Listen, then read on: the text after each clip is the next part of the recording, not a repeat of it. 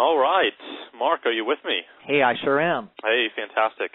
Well, everybody, thank you very, very much for being here with us this evening. This is going to be an incredible call series, and this would be the very first part of that. And very excited to be here again. This is Mike Dillard. Thank you all very much for joining us tonight. And our special guest for this series is, of course, the legend himself, Mr. Mark Weiser, who's on the line with us right now. And a lot of y'all have already heard through the emails that I've been sending out or whatnot that Mark years ago was my original, I guess, sponsoring mentor, as he was the first upline I had that really took me from that point of really I had no idea what I was doing. I'd been in the industry for many years, didn't have a clue as to what was going on, never really sponsored anybody outside of my friends or family circle. Until I met Mark and really just things just changed very, very, very quickly, and for many reasons. So, Mark, if you could say hello real quick, and I want if you'll take a minute, I'd really enjoy it, and I think everybody else would too, if you would share a little bit about your background, because your background was extremely inspiring to me and the trials and tribulations you went through. If you wouldn't mind sharing that with everybody as we get started here, that'd be fantastic. Yeah, absolutely. And hello to everybody out there. And so glad you could make the call. And sure, Mike, I'd be happy to do that. In fact, my background, getting into network marketing, I did not have the rocketing success that many people do that some people do rather coming into the industry. In fact, I had a very slow start. I was coming in. My background was corporate America. Educational background was clinical psychology.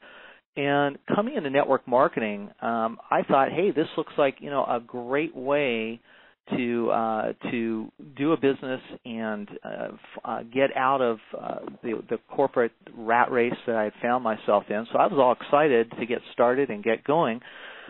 But things did not go immediately how I was hoping and wanting them to. And in fact, like many that have come into the industry, I found myself not only struggling, but after a few months, very discouraged and really on the verge of quitting and giving it up. I just didn't feel after working on it for months that I had really what it took. I wasn't seemingly able to sponsor virtually anyone, and I was very uncomfortable using the telephone and even recruiting in person. So it was a real challenge and a real struggle, and I got to the place where I thought, this really, I just don't think I'm cut out to do this. I don't think I can make this work. I don't think this is for me.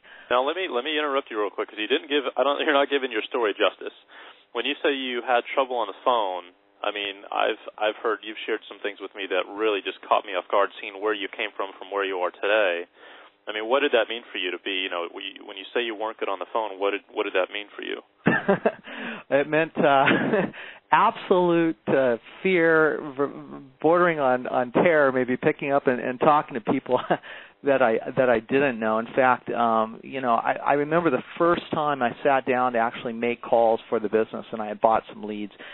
And I was sitting there, and I think I spent, like an hour and 10 minutes sharpening pencils and getting everything perfectly set on my desk again and again and again, just to not have to get on the phone. And finally, I did get on the phone. I just got to do it, and once I get going on this, it'll be much better. Well, it wasn't. I ran into what a lot of people do when they first start out, and that is I had people, hanging up on me. Why are you calling me? And not only that, but as I still remember one gal that I called early on, and one of the first calls I made. And I think I was on with her for close to 2 hours, and not telling her about my business or even talking about anything other than listening to her pitch me on her business. So, I mean, I was not doing real well. Very good. No, exactly. And I think that's really important for a lot of people to hear out there, because they are in that same place right now and don't see the end of the light. It's the light at the end of the tunnel. So, very good. Thank you for sharing that. Yeah, absolutely. And I was going to add to that, Mike, the reason I didn't quit is I got to that place where I wanted to, but I looked at the alternative, and the alternative was I didn't have an alternative other than to keep doing what I'd been doing, and namely working for somebody else, working in corporate America. And I knew I wanted something different. I wanted to work for myself. So, I couldn't afford to buy a traditional business, a franchise. I did not have the money to do anything like that. So I really saw this as my only ticket out, and so I knew I had to find a way to make it work. So what changed for you? What was the turning point? Because I remember you were very close to just walking away from the industry, and you ended up calling a buddy of yours or a mentor of yours at the time. And what changed? Yeah, absolutely. Well, what changed was this. First of all, a lot of it. What changed was simply in my mind, and that was coming to that place, realizing, you know what, I really don't have an alternative. Some way, somehow, I have to make this work, and failing at this, it just wasn't an option. So first was a decision that I made in myself that I was not going to quit. I wasn't going to quit no matter what, and I was going to find some way, somehow, to make it work. And from there, I started to look at what people who were successful in the industry were doing. I started to get my hands on as much training in terms of speaking with prospects that I could find. And I started to do 3 ways with upline in that company that were successful so that I could start learning from what they did. And it was kind of interesting as I did that. I started to sponsor people with those 3 ways. And it was happening because I was working with some very talented, very, very sharp individuals, one in particular, in fact. And what was interesting was as I was doing those calls and I started to have people coming into my business, I started to think, well, this is great, except that I'm not doing this. Somebody else is. So big deal. I still had that feeling that, I couldn't, it wasn't me. That I hadn't changed. And what I didn't realize is as the more I did it, I was changing, and I was learning. In some cases, it was passive learning, listening as I was listening to someone else do what they were doing or explain how it was done. I was learning passively, and it wasn't, immediate. It wasn't like overnight where everything suddenly changed and I started sponsoring people on my own. It took time. It took weeks. It took months. But changes were happening, and the fact that I hadn't quit is what led to that. Very good, very good. And we'll get into more in another call, maybe later in this one, about how many phone calls you were actually making, from your car on your way to and from work every day, and you're stuck in traffic for hours. And that's another great story, but I think there's a more appropriate time in our training series when we'll get to that. So, well, very good. Thank you much for sharing that with us. And it was the same case with me. When I started making phone calls with you and hearing the things that you would say that would, my mouth would just drop, and I'd be like, oh my God, I can't believe you just said that. I remember that. But that finally pulled the blinders off of my eyes and really taught me what leadership and communication, leadership through communication was about, the verbal expression of that. And posture and all of that good stuff. And that's what this call series is about, and hopefully that's what we're going to be able to give to everybody else who's listening to this. So, absolutely. Why don't we go ahead and really dive in right now and, start with piece number 1 to this big, huge sponsoring puzzle and get this put together for folks. Yeah, absolutely. And, where I kind of wanted to start with this, Mike, was kind of the psychology behind sponsoring. There is a lot of psychology in sponsoring and in working in the network marketing industry in general. And one of the things that as you get started, or maybe you already are started, and you're looking to increase your sponsoring results, it's critical is getting inside of your prospect's head, finding out what's really driving that person, and why are they a prospect at all? Once you do that, not only do you start thinking about the right kinds of people to be talking to. But you start to get a lot less fearful. In fact, you start to get pretty fearless as you realize that you've got something. If they're a good prospect, you've got something they need. So what I like to do is look at, what's driving my prospect to look at a business opportunity or business venture at this time, or why, if maybe they're not looking at somebody I'm approaching, why do I think, what have I seen, observed, heard, what is it about that individual that's led me to believe that they might be a valid prospect to begin with? And a lot of things that hold us back when we start thinking about approaching prospects is the myth of success, and here's what I mean by that. We look at people and sometimes see very successful people, maybe people that are experiencing tremendous success in their career. Maybe it's demonstrated by the earnings they're making. Maybe they're making six figures or multiple six figures in whatever it is that they do right now. Or maybe it's the the notoriety or the acclaim that they've generated over the years in their particular chosen profession. And we'll look at that, and we'll look at people that have that behind them, and we'll think, oh gosh, I couldn't possibly talk to them or approach them about my network marketing business, or we think, they wouldn't be interested in this or what I'm doing, or this wouldn't be a good prospect for my business because they've already got it going on. They've already got quote unquote success, and we think, no, I'm gonna look for somebody that really needs something like this. And what happens is people start to look for the wrong kinds of people. They start to look for people that they perceive need it. So maybe they're broke next door neighbor, for example, instead of somebody that is got a lot of success under their belt and would be a perfect prospect. And let me explain, what I mean by that. When you look at somebody that's extremely successful, that's done very, very well for themselves, you always have to look at the price that they're paying to maintain that success. And that's really the key, I think, in terms of identifying whether you've got somebody that's a good prospect. What are they paying? If you've got somebody that's already pulling down, let's say, $150,000 a year, or already just seems to have it all, the great car, the great house, everything looks really good on the surface. Look a little bit. What I encourage people to do, and what I started doing that helped me was start looking below the surface just a bit to see what else is really there. What's that price that they're paying?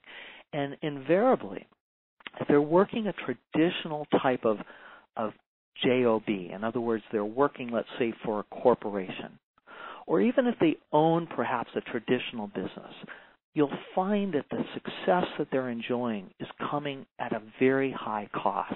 There's a high price that they're paying. If they're working for a corporation, that price might be their time and their time freedom. In other words, it's not uncommon to find people that are working 60, 70, 80 hours a week.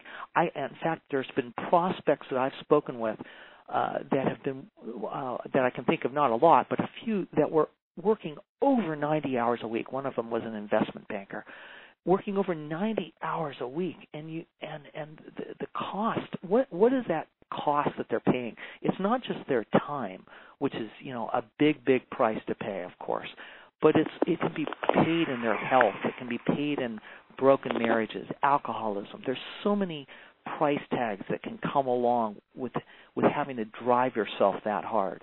And I mean, I've spoken to very successful people. I remember speaking to an attorney one time here in Southern California that was working himself into the ground, and he was a fairly young guy. He was in his 40s, and he was saying, I just got to a point, he said, where I realized I didn't want to keep this up. I don't think I could keep this up. Driving themselves that hard. So look at the cost and the price that they're paying, also in terms of time freedom. Somebody that's really successful in terms of monetarily, they're pulling in, let's say, a couple $100,000 a year or more. Somebody like that, if they don't have the time to enjoy it, if they don't have the time to spend with friends, to spend with their family, if they're, to pursue the hobbies and pursue the passions of their life, because they're so caught up in having to constantly be pushing to bring in that success, you know what? Then that's a price that's too high, and that could be a tremendous individual or prospect to approach. So that's the first thing that I encourage people to do. Look at what's driving their prospect, and don't be deceived by the myth of success. In fact, look for successful people. That's exactly who we should be looking for when we look for prospects. You've got to pretend like it's your own, literally your own $1 million company that you're hiring for. Absolutely. And you don't go out and hire broke people in desperate need of something better. You go out and hire the best people that you can find, and you offer them a bigger incentive package than what they got, what they have right now. And that incentive package might be more time freedom. Absolutely. So those are they trading their time for money? If so, you know what? Great prospect. And one thing I'm going to mention on a personal note is I've given your sponsoring methodology my own nickname, which I've dubbed the Weezer method. And I know you're kind of okay about that, but that's the nickname I've personally given it to you. And I want people to take notes and write this down. What Mark just shared with you is part one of the Weezer method, which has two parts. And we're going to get to the second part later, and when we do, I'll go ahead and let everybody know. So I guess, Mark, what would you say? Finding out people's, the reason why. Yes, would be what we've just gone over. Yeah, absolutely. It's critical, and even if it's not a prospect, if it's not somebody that's expressed a desire, in other words, they haven't filled out a form or something and become a traditional lead. Maybe it's just somebody you're looking at. Look at that person and ask yourself, why would this person be a good prospect? Exactly. So let's move on to the second part of this process here, mm-hmm. and that's identifying prospects for your business. How do you go about finding those people? Absolutely, and this is really, really important. So, we just talked about as you're seeing potential people or trying to think of and sitting down and thinking, who do I know that would be a good prospect for my business? Another way to ask that question is, who do I know that needs to hear about this? As you do that, what you're doing is you're starting a process, and that process is a sorting process. What you're sorting for in this instance are business builders. You're looking and sorting for business prospects. And, customer prospects are very important as well, and we'll talk about that later too. But at this moment, we're sorting for business builders, business prospects. So how do you identify people like that? How do you know if you really do have a business prospect? You can look at them, you can say, hey, this person has, I think, some great reasons for doing a business like that. And that's great. That's our perception. But the only way we'll really know for sure is to start interacting with those people. And, that can be done in person. It can be done over the phone. It doesn't, both methods have their advantages and disadvantages. But the process for those types of interactions is the same. What you're doing when you're interacting with those people truly is you're there to interview them.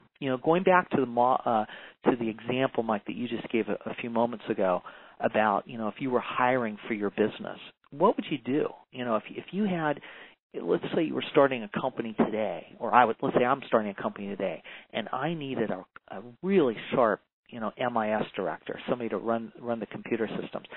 I'm going to be interviewing for that person, and I'm not just going to invite them to come in and tell me all about themselves. I'm going to be guiding that interview. I'm going to be asking them questions, and indeed, that's exactly what we want to do when we're interviewing prospects for our network marketing business. One of the things that's pretty neat, and it's interesting, I was talking to somebody yesterday who actually has a psychology background like myself. And, I mentioned to them one of the really neat benefits of a business like this is having the ability to pick and choose who we're going to work with. You know, we don't get that good fortune when we work in corporate America or we work for somebody else. We're told, hey, here's the department you're going to be working in, or here's who you're going to be working with, or here's your manager, or whatever the case. But in this instance, we get to pick who we're going to be working with, who we're going to be building a business with.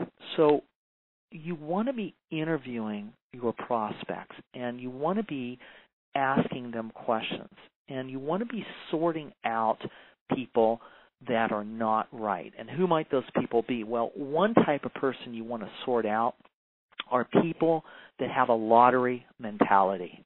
You know, just because somebody wants to make money, okay, and, you know, who doesn't, right? I mean, it's like if you ask people, you know, that come to you or that fill out forms to be leads or something, you say, what do you want, you know, what are you looking for? They're going to be saying, well, I want to make money, doesn't everybody? And of course, but there's a lot more to it than that. And when you're doing your interview, you want to sort out the get-rich-quick folks. You want to sort out the people that think, oh yeah, you know, I'm going to make big bucks overnight, and yeah, that's why I want to do a business like this, or, you know, I'd be interested, or something like that. That's not who you want, because what we know from, you know, working in this industry and working network marketing is it's not a get-rich-quick.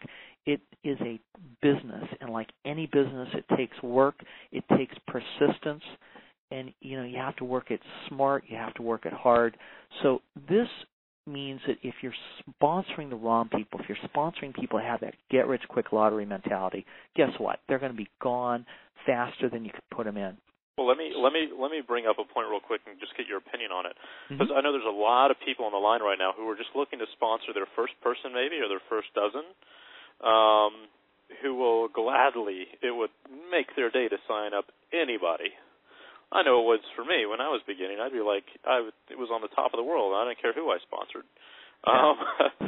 Well, I mean, you know, so how do you get them to appreciate the advice that you're giving when it would just totally make their day to sponsor anyone who would fill out an application? Yeah, and I absolutely understand that sentiment too, and it does. It feels good when you sponsor anybody, especially for the first time or first few times, or, you know, frankly, it could be for the 500th time. It still feels good to sponsor somebody. But here's the thing you have to keep in mind: just because it feels good doesn't mean it's good for you, right? And it's, you know, it's if you're hungry and you need a good solid meal, and you eat a piece of candy, hey, it may feel good when you're eating that piece of candy, but you're going to be still hungry, and your body's still going to be, it's not going to have its needs met, 10 minutes later after you've eaten it. You're going to be, if anything, you're going to be worse, because it's going to send your blood sugar skyrocketing probably, and you're going to feel worse in 10 minutes than better. The real price I think people pay when they sponsor the wrong people is all of the time and emotional energy they waste with that person in the coming days or weeks, when they stop returning phone calls, when they don't do, you know, what's expected of them to get their business started. Because when you sponsor someone, you invest some of your emotional energy into that person, because, hey, you've taken on the job as their coach and helping them get started. And, you know, if they don't follow through or things don't happen, you know, it takes a piece out of you in the beginning when you're first going through this process. And I think that's really where the price is paid, and you lose all the time that you spend with this wrong person. I can't tell you how many people I've sponsored that led me on for weeks and months, and they were happy, they were sharp people. Oh, Mike, I'm so excited. Oh, I got my my CDs today. I'm so excited. I'm going to go send out 20 of them tomorrow. I'm so excited. And I would be excited for them, and I would help them out. I'd answer the phone. I'd make calls with them, and then here we are 2 months later, and nothing's happened. Boy, how right you are, Mike, and that's exactly right. You know, we were talking earlier about the cost, about the price that people pay. Well, guess what? This is the price you'll pay, that will pay in network marketing if we sponsor the wrong person, and that is time. And, you know, there's something about that really hurts, and that is time is priceless, you know, not just in life, but in our business as well. It is a price that none of us can afford to pay. You can't, time, you can't afford to lose valuable time, and that's exactly what you do. And in fact, you went a little bit further than that, and you talked a little bit, or you alluded to the psychological toll that it takes when you sponsor somebody and start to invest in them, not just your time, but invest in them emotionally. And if you do that with the wrong person, well, guess what? Not only do you lose time, but it impacts you in such a way emotionally and psychologically that it can have a very detrimental impact or effect on your business. So absolutely correct. It is critical that you sponsor the right people. So getting back on track after that side road I took you down, what questions do we need to ask ourselves to identify the right people? Well, it's not so much what questions we need to ask ourselves so much as what questions we need to ask that prospect. And we'll get into some of those questions later in this interview specifically, but it is imperative that you quickly rule out whether you have somebody that has a sincere, genuine desire that's driving them to do this business, or whether it's somebody that's just looking for something to do, is just curious, or is, like I mentioned earlier, just looking for a quick hit, a get rich quick. We have to go and we have to find the right people. And as you're evaluating that, and asking prospects questions, you're gonna be able to very quickly determine, do I have somebody that's right here for the business, or do I not? And if you don't, you've got to let them go and move on. There's no question. Let me ask you a question real quick. For me, I've adopted the mentality that the most important number one ingredient is that they really have, in order for them to be a prospect to begin with, they have to have, the single most important thing they have to have is the desire to be a home business owner. And something I see a lot of people do, and that I did as well, is I get so jazzed about this opportunity. Oh, man, this is going to be great. And I'd expect other people to see what I saw, and I'd go try and inject that desire into them by giving them tools and by trying to get them to come to a meeting, and I'd want them to see what I saw because, man, it was great. Why wouldn't they? But if that desire is not there on their part already, you can't give it to them. No, you can't. And you have to become really good at sizing up who you've got and taking what you see and not trying to spin it for yourself so that it comes across more positively than it is. It is what it is. When you interview that prospect and you start to see what you've got there with that individual and where they're at in their head, you know what?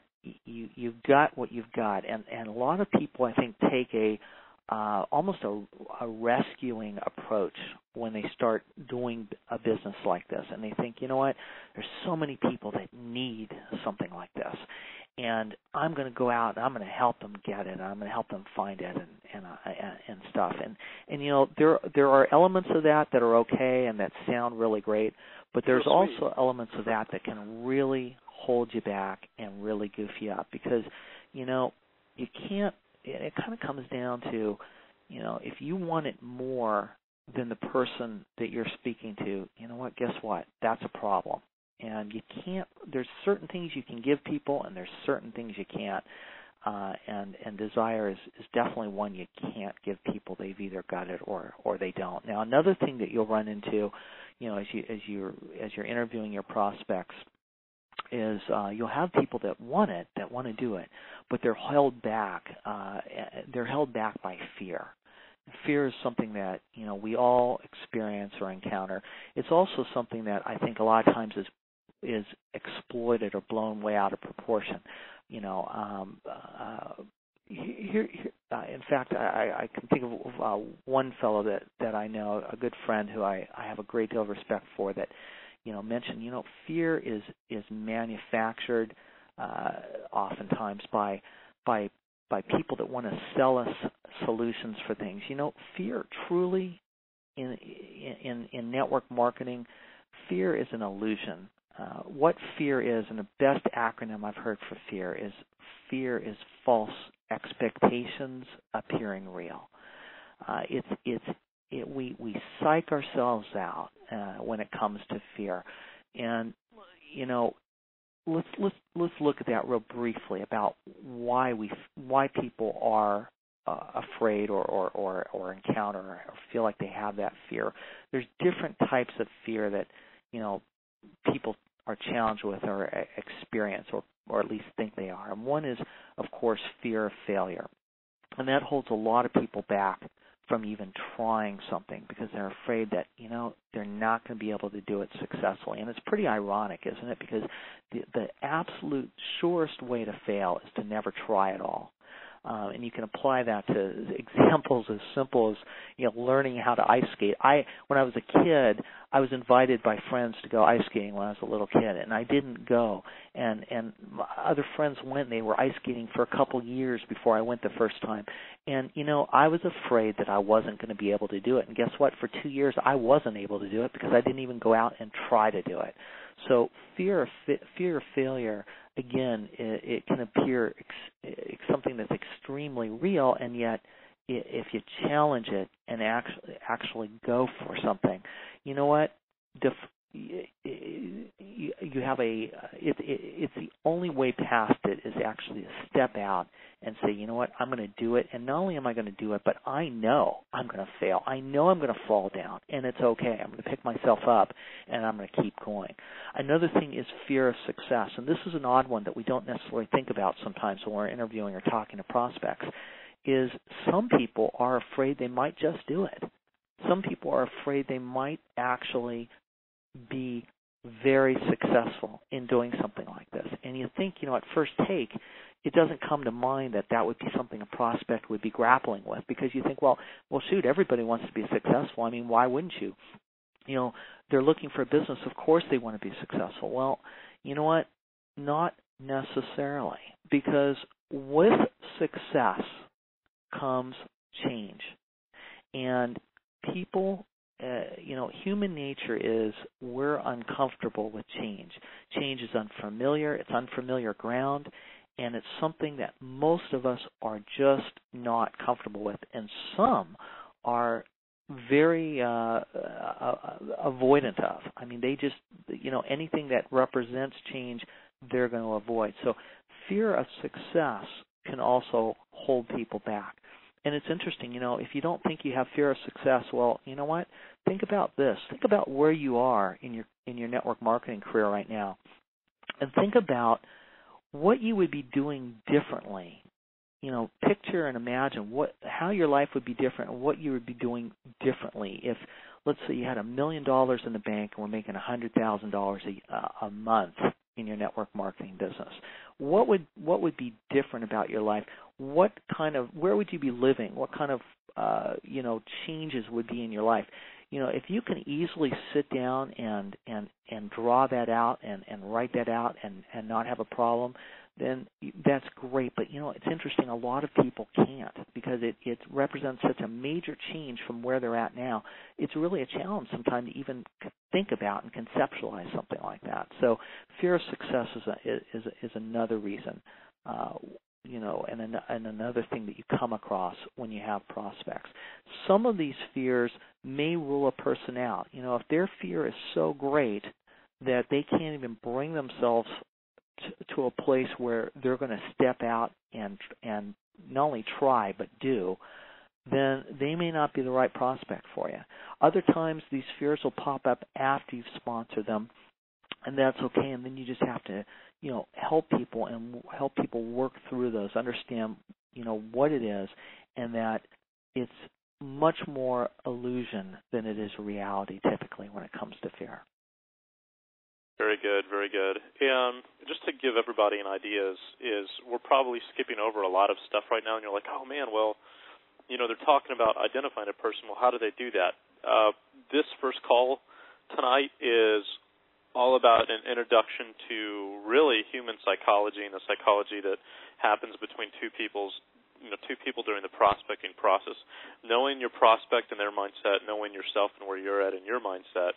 So if those are questions that you have in your head right now, that's completely fine. We are going to get into the real nitty-gritty nuts and bolts over the next couple calls of this series. So I just want to give everybody an idea that we're not skipping out on stuff. This is a very broad call that is really just designed and centers on mindset because, again, this entire process, human-to-human interaction, is total psychology, and we'll get into that even deeper in the future calls as well when we actually start with the nuts and bolts and why we say the things we do and why the prospects say the things they do. So just want to let everybody know that in case they have those questions popping up. And if you're out there thinking, let's just get to it. Well, hey, I'm like that too. When I buy something and there's like the introductory paragraphs to something, skip that. Let's get to the meat of it. Let's go. But if you did that, we're not going to let you do that here for a reason, but I'll just tell you, if you were to do that, you would be greatly cheating yourself of something very powerful. Do not underestimate what we're going to be talking about here in the next few minutes, because it is some of the most powerful stuff that you can possibly apply to sponsoring, and it can make all the difference. If you think about it, it's not just technique. It's technique applied. If you think about somebody that's extremely good at what they do, let's take Tiger Woods, okay, to use something we've all heard used a million times. But there's a lot of people that understand the game of golf and that golf very well and have the technical aspects down. But the mindset that Tiger applies to when he does what he does. And when you look at, again, look at the top Olympic athletes and ask yourself, what separates, the gold medalists from the silver and bronze medalists from the ones that almost got bronze but didn't? And, is it skill? Is it technique? Yeah, but not necessarily, because they all have to get to the Olympics and to be competing at that level, they all have an extremely high level of skill, and they know the techniques. It's not like they didn't win the gold or they didn't win the bronze or silver because they didn't know, a particular technique in their routine or something like that. No, it's mindset. It's what's in between their ears and and how they're applying their skills and what they know that can make all the difference. And in my opinion, it's what sets people apart when it comes to sponsoring and recruiting. You can have two people that know how to do it, but how they apply it makes a huge difference. So let's go ahead. Yeah, I was going to say one real quick point to maybe give people an example so they can grasp that is if you look at my story or anybody else's and why I had such a hard issue sponsoring people for my first 5 years in network marketing, what changed during those 5 years? Well, I was just as good of a talker. My vocal skills were just as good as year one as it was year 5. Physically, I was the same person. Nothing changed in that regard. It was all mindset. It was 100% mindset. And then I've spent 5 years spinning my wheels, and then within that 6th year, within 3 months, completely different person. And again, nothing physical changed. It was all mental. So it's extremely important. It's huge. And, what should your mindset be when you're approaching a prospect or speaking with a prospect? Well, for one thing, your mindset should not be that you're going to ask them to do you a favor. My goodness, if I had a dollar for every time I've heard a network marketer that I've coached say something like, I was talking to somebody and I said, do me a favor and just take a look at this or listen to this. And you don't want to do that because you're not there to ask them for any favors whatsoever. Your mindset when working with a prospect absolutely should and must be that you're doing them a favor. You're doing them a major favor. And that goes to the point of why, you're not looking for people that are interested. Listen, there's people out there that you can find people right and left that will profess interest. If you want prospects for free for your network marketing business, stand out in front of a shopping mall on a busy Saturday or Sunday with a bunch of flyers or tapes or something and our CDs and say, would you be interested in learning how you can, whatever, make money from home, or would you be interested in learning how you can quit your job or something like that? I mean, who's going to say no? Sure, you'll have some people say no, but most people, are going to say, oh, yeah, I'm interested. Yeah, I'll take one of those or whatever. That's not who you're looking for. And always keep in your mind the fact that whoever you choose to invest your time with, even if it's simply to interview them, even the interview portion, you're doing them a favor. That's how I absolutely approach it when I'm speaking to any prospect. And I always have in my mind that, you know what, they need me way more than I need them. That should be your mindset, that you've got what they need, and they need you more than you need them. And, you might be saying, well, wait a minute, I'm just getting started, or I'm trying to put people in my business. I really do need them. And my response is, no, you don't. If you're doing this right, you should be talking to and have access to a lot of prospects, a lot of potential solid prospects for your business. And we can talk about how and where later. But the point is, you should always have people to talk to. It's imperative if you're going to keep that mindset that they need you more than you need them. So really, in the initial phases, you know what? You can very easily disqualify the wrong person when you have that mindset and move on to the next one who might be the right person. Because as we spoke earlier, you don't want to waste your time with the wrong people. You don't want to waste. I think that's huge, and that was one of the biggest changing points in my career is when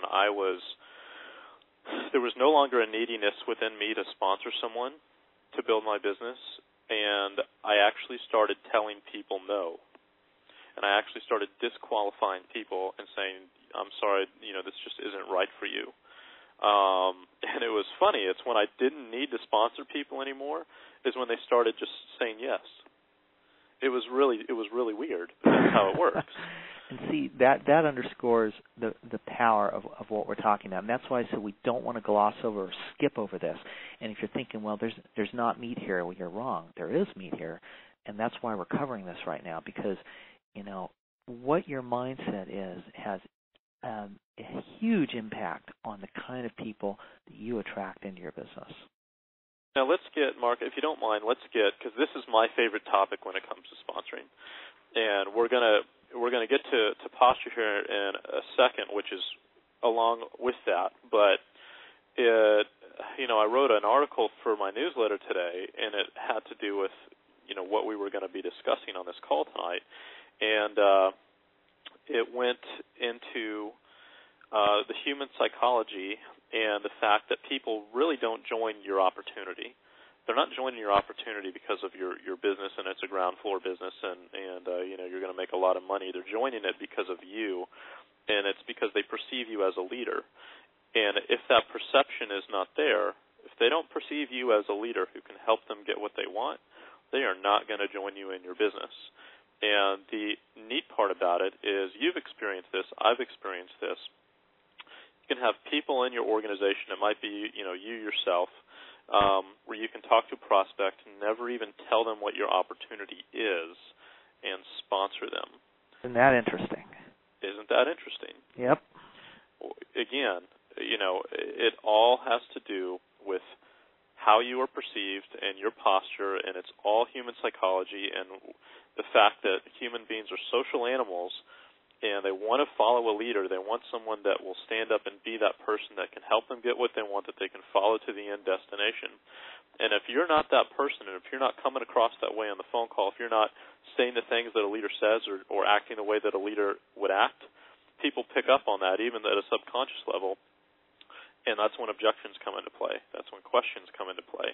And that's when you lose control of the phone call, and before you know it, they're not calling you back or showing up for their scheduled follow-up call and all of that good stuff. So, that gets into what we're about to get into, which is posture, but do you have any 2 cents on that? Yeah, no, absolutely right on the money, Mike. And, it's not just when questions come into play. It's when doubt and uneasiness come into play, and people, you can almost feel it, you can definitely hear it in their voice, but they will pull back and they will disengage. They will drop right there if that happens. So it's critical not to let that happen. And fortunately, it's not difficult to not let that happen either.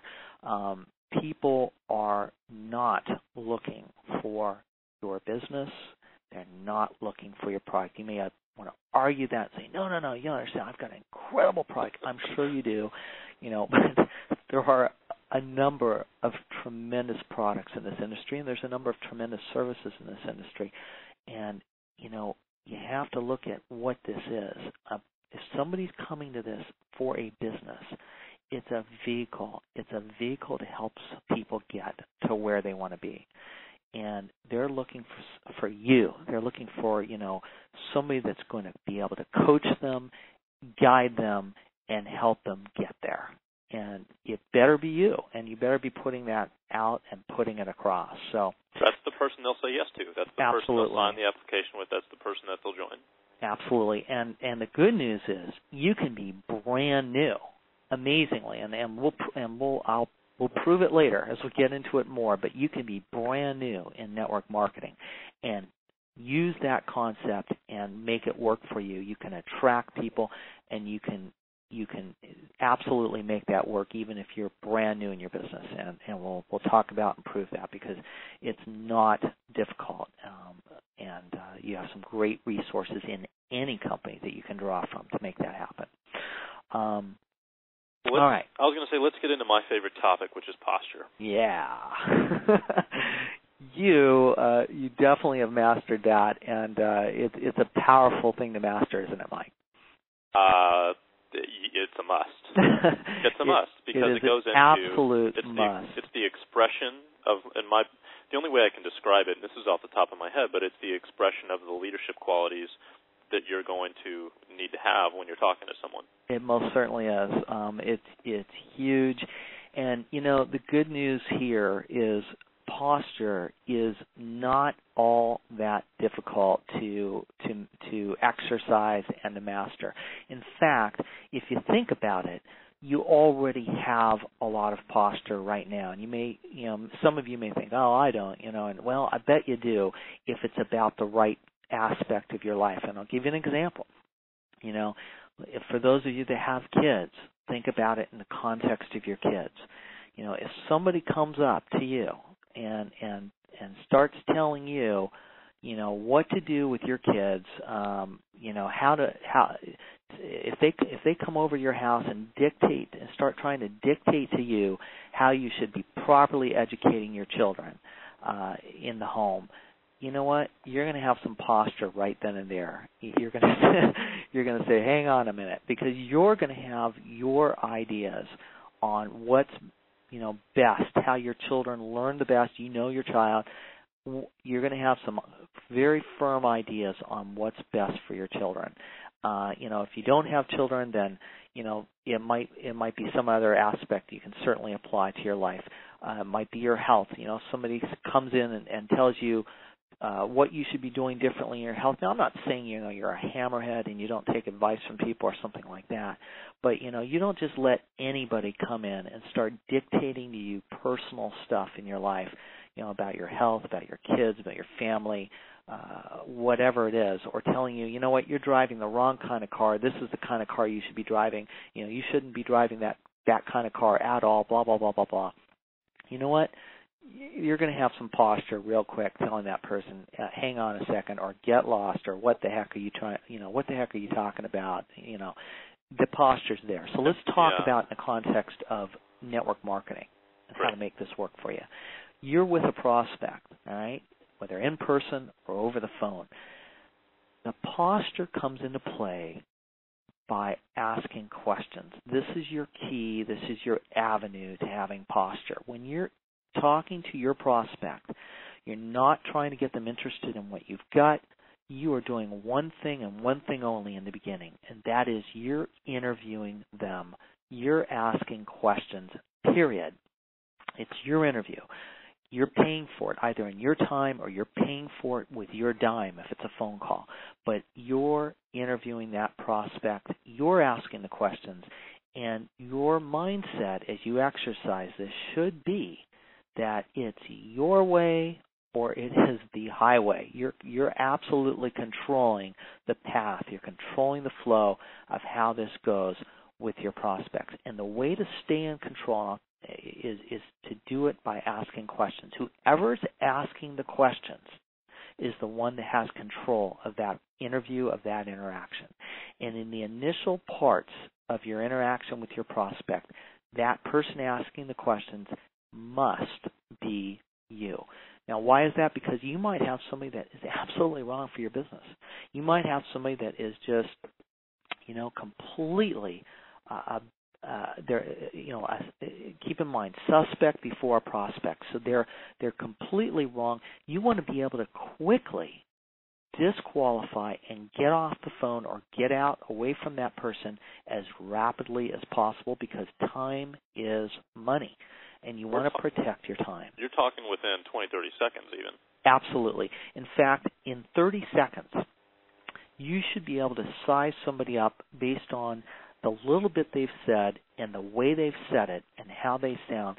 You should be doing some serious sizing up in the first 30 seconds. You may even be disqualifying somebody in the first 30 seconds, but you certainly should be able to disqualify somebody in the first couple minutes, first few minutes of conversation. It shouldn't take long if you're asking the right questions and you're doing something that a lot of people don't do, and that is if you're really listening, not just to what they say, but listening to how they say it. And don't be afraid to ask questions and probe a little bit and to get to the bottom of it, because sometimes people get really adept at giving pat answers or what's expected of them. And you want to dig deeper and you want to dig behind that and dig beyond that. So what do you do? Go ahead, Mike. No, I was going to say, just to harp on that point one more time, mm-hmm. I at a point, I reached a point where I was disqualifying a lot of people if I was calling opportunity leads by the way they said hello. Yep. By the way they answered the phone, I knew if that was someone that I wanted to have a discussion with or not. If they answered the phone, hello, oh, sorry, sir, wrong number, as opposed to if they answered the phone, hey, how's it going? This is Tom. How can I help you? Mm-hmm. Yeah, that's the person I'm looking for, and then they might get it at the 30-second mark, or they might continue. But you're pretty brutal with that, and I'll tell you what, for those of you out there thinking, well, you can't do that. Yeah, you can. I mean, think about think about the prospects that you've talked to that sounded, when you called them up, were just like really down sounding and just depressed, and it wasn't maybe because of some life event or something. That's just their personality. And you immediately ask yourself, wait a second, do I really want somebody like this in my business? Is this the energy level that I want to be introducing to my team? Or are you going to try to be the rescuer and say, oh, I'll turn that person around, I'll get them excited about life? No, you winners won't. Only. Winners only. Winners only. That's it. We're looking for a rare person, okay? It's not the person, we mentioned this earlier, it's not the person that necessarily needs what we've got. There's a reason sometimes people need stuff. And, they maybe, for some have put themselves into a position where they're going to, need stuff. If they're broke, well, and this isn't, look, we all sometimes have periods of our life, hopefully, not just hopefully, temporarily, where we may have a financial challenge or something. So I'm not talking about that. But I'm talking about people that are, if you get a prospect who is perpetually broke all the time, year after year after year after year, you have to start thinking, okay, really, is this who I want in my business? And you can tell a lot just from tone of voice, let alone what they say. Now, you have a saying that's basically your way or the highway when you're interviewing someone. Mm-hmm. Go into that a little bit for us. Okay, well, let's talk about dealing with tough prospects, difficult prospects, because not everybody's going to play ball, right? You're on the phone and you start to talk to a prospect and they hit you back with, wait a minute, just what's the bottom line here? Get to the point. What's this all about? One of the best replies I've heard to that, and one that I adopted and used for myself, is, Tom, what this is about. This is about me interviewing you, Tom, to see if your dreams qualify for my time.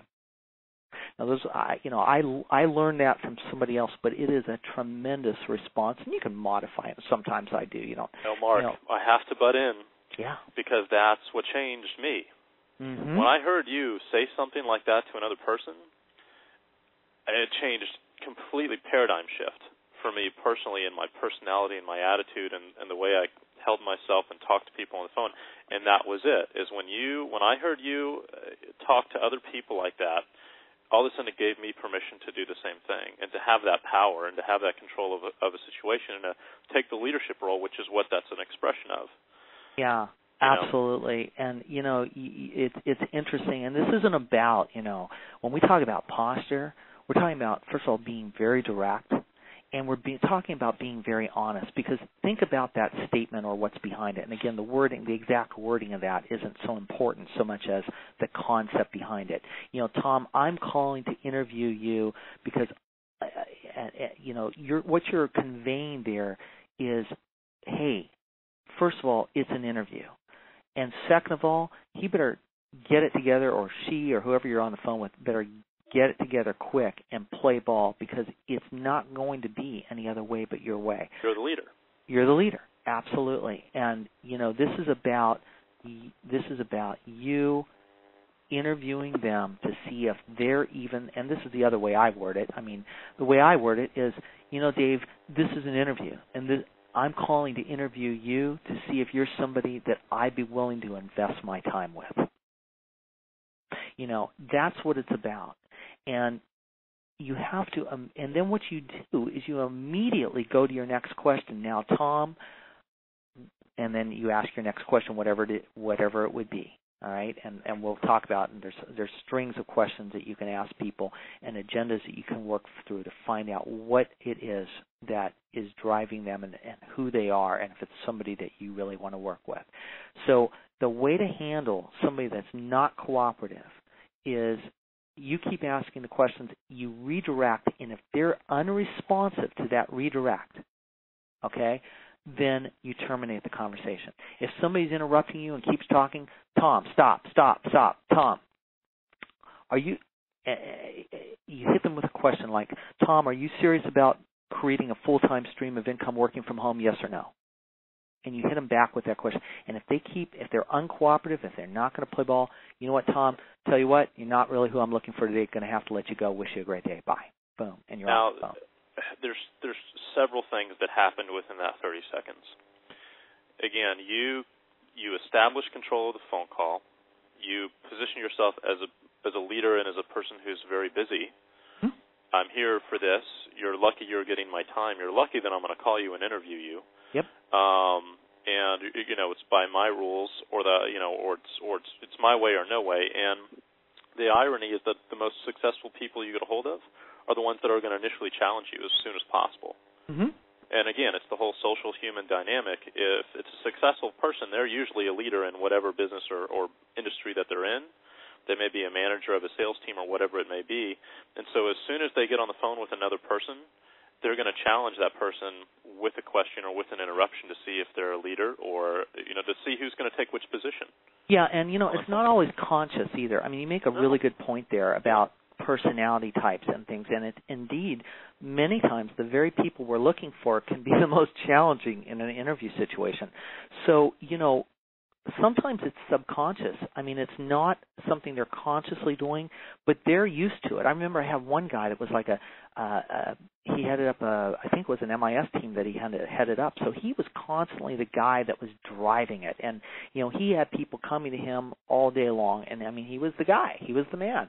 And so here we are, and we're doing an interview. And, he wasn't used to having somebody else grill him. He was used to doing the grilling. And as far as I was concerned, that's great, but it was my interview. I was paying for the call, and he was my prospect, so I was going to ask those questions. And again, he could either play ball or not. And in his instance, he elected to play ball, so we kept going through the process. But if somebody doesn't cooperate, or listen, if they're abrasive, you can let them go right away, because who wants to work with abrasive people, right? So if you've got somebody like, really obnoxious and abrasive, what's this about? Just get, what is this? And it's like, you know what, Dave, what this is about is you've just been disqualified. But listen, have a great day. Bam, hang up and you're gone. That's that whole willingness to let people go. Absolutely. You got to have a willingness to say no and let people go. Mm-hmm. So, man, I mean, that literally the last 15 minutes of what we've discussed was the paradigm shift that I had that changed that 5 years to that next 3-month period where I started sponsoring people. And when this industry became fun, because there was no more emotion involved with rejection or, the whole other aspect that people deal with when they're new and in that needy situation, because there was no longer any rejection. I was the one that was doing the rejection. Yeah. And it was all on my terms, and that's the only way that ever happened. And this industry took on a whole new meaning for me at that point. And so literally, guys, if you're in that situation right now and you know who you are, if you're having difficulty getting people on the phone, if there's a fear there, go listen to the last 15, 20 minutes of this CD 2 or 3 or 4 times, and listen to the 2, comebacks that Mark had and we're going to get into a lot more of those. We'll do a lot more session calls. You bet. But those initially, if you'll just give yourself permission to adopt that same mentality, then that's the beginning of a new career for you in this industry. It is, and Mike, that's one of the things that changed for me when I was learning these concepts, and I was hearing them done and listening to trainings and different things. I had to hear it again and again and again because it was so foreign to me. I wasn't, I didn't, and I don't think most of us walk around our life necessarily that postured. I mean, some people, I guess, do. I actually can't think of a few people that do, but I wasn't, and that was like foreign to me, and it was like, it was frightening. Even it sounds kind of silly, but it was frightening to even think about it. I mean, I had to not only give myself permission, but I had to work up some guts to take that type of approach with people. And again, don't misconstrue this for, don't misconstrue posture for rudeness, because we're not talking about being rude. There's a distinction and a difference. What we're talking about is simply being direct, maintaining control of conversation, and being the one that asks the questions, and when necessary, redirecting so that you stay in control of that conversation and you're the one that's doing the interviewing. And it's critical, because if you let it go the other way and they start asking you the questions, then you know what? First of all, they won't ask the right questions. Second of all, you will no longer be perceived as somebody that can help them get to where they want to be. You won't be perceived as a leader, and you'll lose them so fast, or get somebody that's real nice with you on the phone but never ends up joining or doing anything with you because of it. So huge. Yeah, it's huge, and just practice it. I mean, and we'll get into techniques and stuff later, but it's something that you can learn and apply, and it's powerful when you do. Well, thank you very much, sir. And unfortunately, this went by really, really, really quickly, but we're already over the top of the hour here. So I think we're going to have to go ahead and shut it down this evening. We are going to record these calls, for everybody, so we want to make sure that we stay within that recording limit, because it's going to stop automatically here. But we will move on to call 2 in this series here very, very shortly. Make sure you join us for it. And we're going to get into much more of the nuts and bolts and mechanics of the sponsoring process. Lots of great stuff coming up here on call number 2. So, Mark, again, thank you very much for being here with us this evening, and we'll see you on the next call. Absolutely. Thanks for having me, Mike. We'll talk to you soon. Okay. Take care.